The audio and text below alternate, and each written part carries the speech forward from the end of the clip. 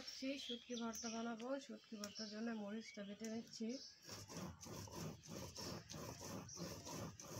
মরিচ বেটে তারপর কিন্তু শুটকি বাটা দিব। তো মরিচটা 1 রাউন্ড বাটা হয়ে গেল, এখন আবারও বাটা দিয়ে দিব। বাটা মুছছি।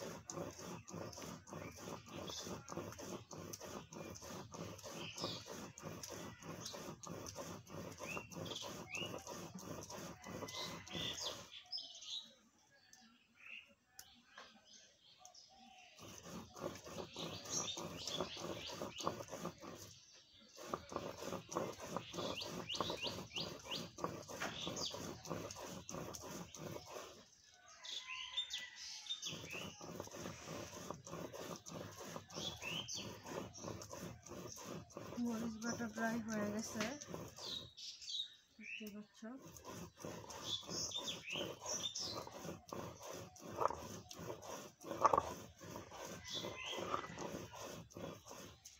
এখন দিয়ে দেবো শুটকি আর পেঁয়াজ রসুন। শুটকিটা কচি পাতা দিয়ে ভেজে নিয়েছিলাম, শুটকিটা ধুয়ে নিলাম। তারপরে যে দেখতে পাচ্ছ পেঁয়াজ রসুন, এগুলো ধুয়ে নেব। না হ্যাঁ হেইবে একের এক দৌড়ে হেইবে গেছে। শুটকি বাটা দিব।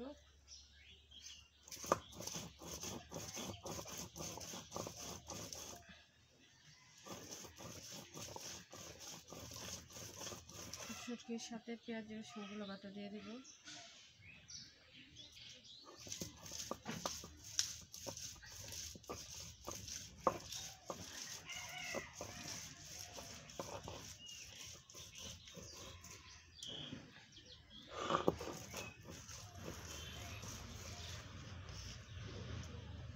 মরিচ পেঁয়াজ রসুন শুটকি সব একসাথে বাটা দিয়ে দিলাম। এখন আমার পাটা মুছে উঠানোর পালা।